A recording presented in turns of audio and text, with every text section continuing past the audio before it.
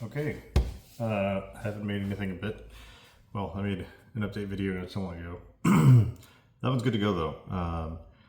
Minor issue with the bike. I explained it to you guys before, but I had a problem with my wideband O2 sensor kind of, dropping out on me. A lot of that was because that ground wire that wiggled loose, but thankfully all that stuff's good to go now, and we're pretty much set on that. So, in the garage, I was supposed to put out a video not too long ago. I'll be honest, I've been working on another project. I've been getting pretty big into biking and cycling. So as you can see, I've got my Marin mountain bike back here, and I also have a Canyon gravel bike.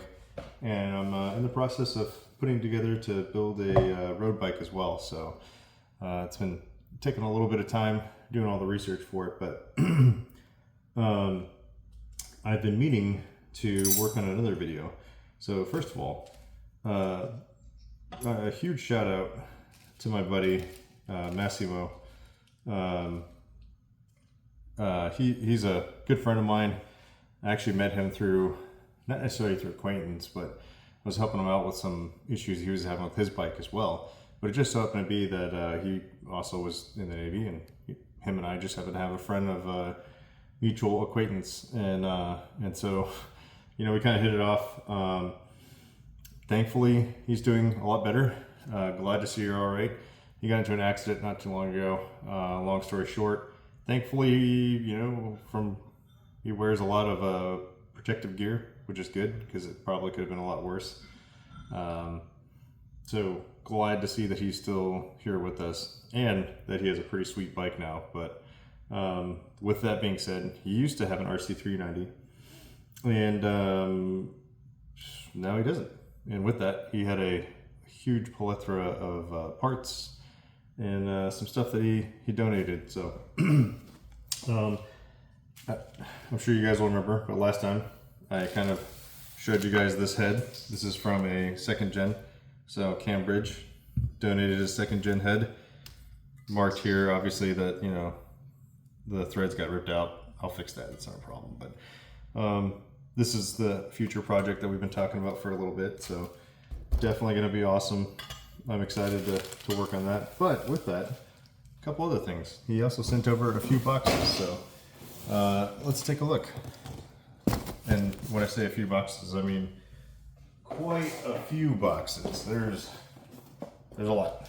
So definitely appreciate all the love that he sent over. So all right, let's see, what do we got first? This is actually mine. I stuck that in there. But inside of here, this is the box that the head came in. And we've got, let's see, I think this is the tool that you use to pull the clutch. This is an actual KTM part on here.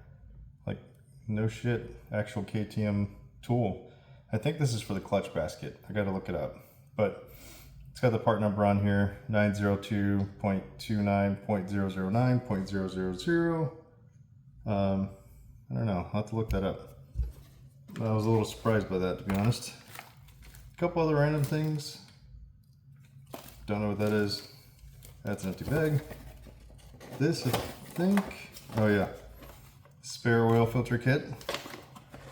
Can't go wrong with that. Okay. Let's see. Oh, this one I'm excited about. So, I had the R6 Shock on mine. I think he's pretty similar build than I am in terms of height and weight and stuff like that. But what you're technically supposed to do is when you build that R6 Shock setup, you're supposed to set it up so that you measure like the suspension droop and everything else. It's based on your weight as well. And you would go through and you'd essentially just buy a spring that was, based on your weight. And I just ran the regular setup because I have a Duke, and I wasn't going on the track like some of the RC390 guys do, but he sent me over the actual Race Tech conversion kit that you need, that you're technically supposed to run, rather than the regular OEM R6 shock. This is huge. I'm very surprised by this. This is freaking awesome. So I cannot wait to put this on. I'm sure it's going to make a huge difference, but we will definitely do something about that in the future. A little bit of a exhaust prep. I had my exhaust prep for quite a long time, so definitely can't go wrong with that. Okay, we have an OEM fan. I'll be honest, I don't really know what I'm going to do with this, but you know, hey, I'm not going to complain. I'll take it. I'm sure I can find somebody. There's a box filled with all kinds of just OEM head stuff, to be honest. We got some Dykem, which is great. If you don't know, or I've talked about it before, Dykem's great because you can put it on the bottom of the head and then start sanding it off, and it'll show you if you get any low points. So this is definitely a good thing to have. We have I don't recognize this sensor. It looks like a crank angle sensor, maybe? Oh no. Right there, see those? I think this might have to do with a gear position sensor. There's a lot of people that have issues with gears sensor. Nope. It's got the name on here actually. Coil pickup. Oh yeah. So this is crank position sensor for the ignition timing. Okay. Lots of valves. He had an issue with his head, and that involved him replacing. He bought a brand new head, basically pulled all his old stuff out, so I've got springs and valves and stuff. So basically a full set. These actually look really good. I don't know if you clean them up ahead of time, but you know, I'm sure if I can't use it for this head, I actually have another set of valves, because as you know, in mine I have stainless valves on mine. So you know, another set of springs and valves, if anything. I'm sure someone out there in the world is probably going to need some. I have this right here. I don't know if you can see that. These are valve stem seals. So if you ever notice when you turn your bike on in the morning and it's like cooking off blue oil for a little bit and then goes away, it's probably because of these valve stem seals. All right, valve lapping material or compound, because he was lapping in new valves, which I've done as well before. And then that leads us to this last box down here. This I may have to kind of figure out. You know what? Let's just put it up here. I'm gonna have to figure out what to do with this, because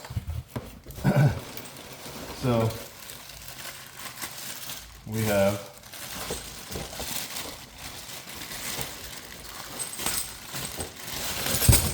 a throttle body, but this is, you know, a newer throttle body. So mine is cable driven. This one is you know, the electric motor. So newer style setup, not quite the same as mine. It's strangely light actually, but yeah, we'll see what we can do with this. I will probably find a way to rehome some of this stuff, because probably won't need it all. I'm sure that there's people out there that will. And then looking through here, we have an entire rest of his shock assembly. So this is the R6 shock assembly that he sent over. I have one on my bike at the moment. I'll have to take a look and see what kind of condition this one's in. Looks a little rough, but you never know. Maybe this would be a good donor to send off to get rebuilt or something like that, right? Okay. And then inside of here, let's just put this down at the bottom. Okay. An entire muffler. This is a Delcovic. Can't say that I know what brand this is. I also don't know how this hooks up. It's got a silencer already inside of it, so that's kind of cool.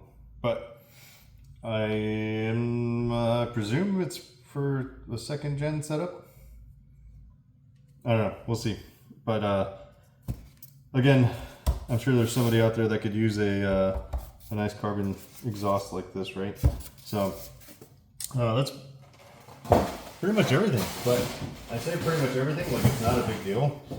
But that's a lot of stuff. I mean, I knew he was going to send me some stuff, but holy crap! I mean, this is a ton.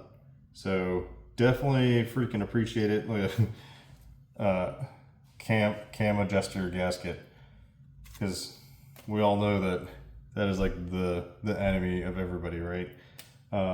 If this is not a reminder for you to check your cam timing chain tensioner, just go do that right now. I can't tell you how many people that I have been talking to lately that have been having issues with their timing chain tensioners.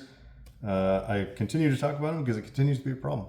In fact, I'm helping somebody in California right now who had a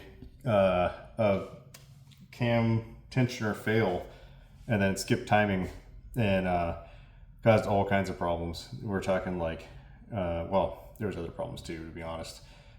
Tips of the spark plugs end up blowing off, and then got mashed up in a cylinder a little bit. The cylinder head wasn't too bad, but you know, definitely took a little bit of a hit. But more importantly, at some point, one of the rings, I think it was the top one, or I think it was the top one. She sent me a picture of it, and the ring was broken, and they did a compression test of the motor, and when I saw the video, and it was literally zero. It just sounded like, you know, you didn't have a spark plug in it or anything. It was just an air pump pumping away with zero compression. So we're still working through that. Thankfully, she is making great progress on that. But again, check your tensioners, and I'm still a huge believer in the manual tensioner. I've got mine, works great. Haven't had any issues with it so far. Every once in a while I check it just to make sure it's good. But I definitely trust that a lot more than, you know, those prone to fail automatic tensioners that they continue to send out on these KTMs. So, but yeah, so that's pretty much everything that was sent over. I can't tell you how much I appreciate you sending all this out, man. Hopefully I can put some of this to good. Definitely going to be using some for my own project as well. But I'm going to definitely try to see if I can find a way to spread the love, so to speak, and you know, hopefully use this to continue to help some people out in the future. So that's all I got for now. I got a bunch of things lined up, a couple shorter videos, much shorter, some service related stuff, things like that I'm going to, you know, probably talk about and discuss for, you know, some of the newer generation or newer people that are getting into you know, the 390 Dukes and RC390. So and I do want to make another video specifically talking about, I made a video a while back about like some of the common problems that you can see like on, you know, this particular platform. And I don't know if it was just like maybe people just kind of got lost in like the comments or the discussion that I was having, or if everybody really thought that like all of those problems that I put on there were problems that my bike experienced. That is was absolutely not the case. The point of that video was specifically to be like informational, right? Hey, if you have this bike, here are some of the problems that you could see, right?